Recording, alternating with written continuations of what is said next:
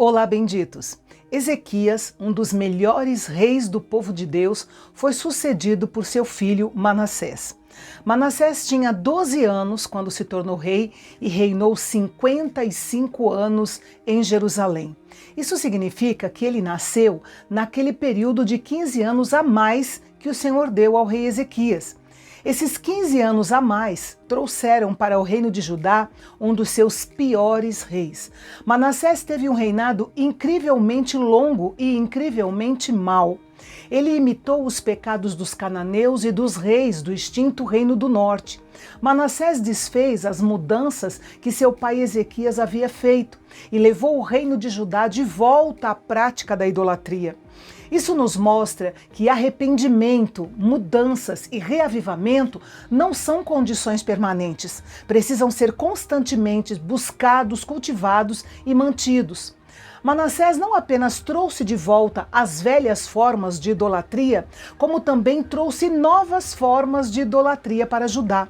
Nessa época, o Império Babilônico estava crescendo em influência e eles tinham uma atenção especial pela adoração astrológica. E Manassés provavelmente imitou isso. Ele corrompeu a adoração ao verdadeiro Deus no seu próprio templo, fazendo dele um lugar de altares de ídolos pagãos. Isso incluía também aqueles altares dedicados ao seu culto de adoração astrológica, já que ele havia construído altares para todos os exércitos dos céus nos dois átrios do templo do Senhor. Manassés sacrificou seu próprio filho ao deus cananeu Moloque, que era adorado com a queima de crianças. Ele também praticava adivinhação, feitiçaria e se consultava com médiuns e feiticeiros. Manassés ficou debaixo de forte influência satânica ao aprovar a introdução dessas práticas ocultas no reino de Judá. Ele colocou uma imagem esculpida de Aserá no templo do Senhor. Como nós já vimos, Aserá era a deusa cananeia da fertilidade, adorada através da prostituição ritual.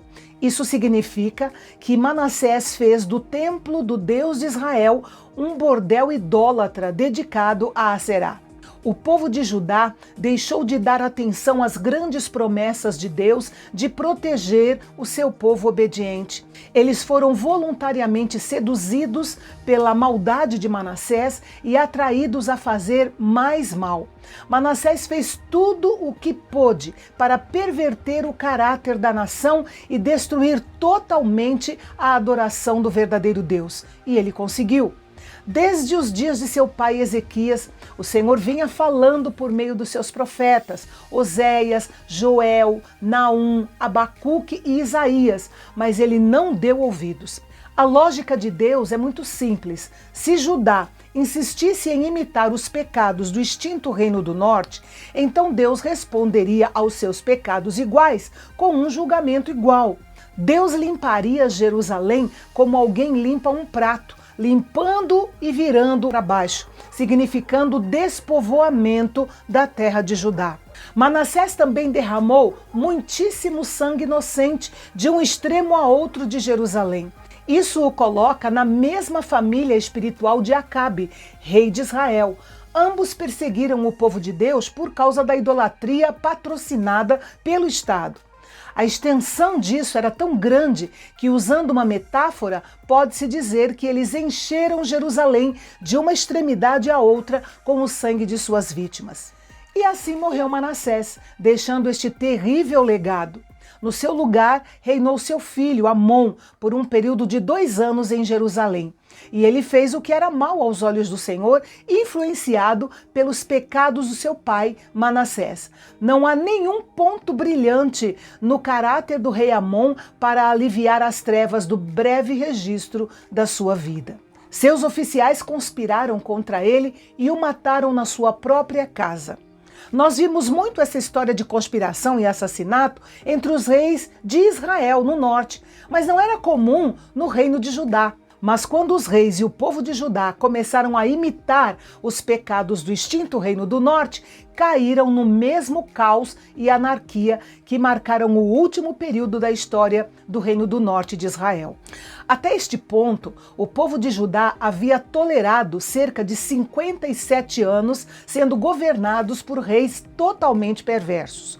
Mas com a morte de Amon, o povo executou os que conspiraram contra ele, até mesmo para impedir que um deles se tornasse rei, e fizeram seu filho Josias rei em seu lugar. Esse foi um sinal de esperança. Ao que parece, agora eles queriam retidão e justiça, em vez do mal com o qual viveram por tanto tempo. Mas Josias tinha apenas 8 anos de idade quando foi feito rei.